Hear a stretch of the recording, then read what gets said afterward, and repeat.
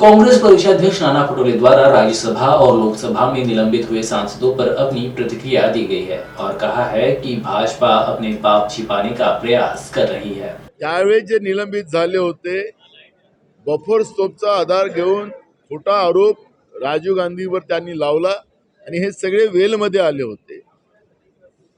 लोकसभा अध्यक्षाच्या अंगावर कागद फेकलीत आणि त्यामुळे निलंबित झाले। फरक दोन्ही वेगळा आहे।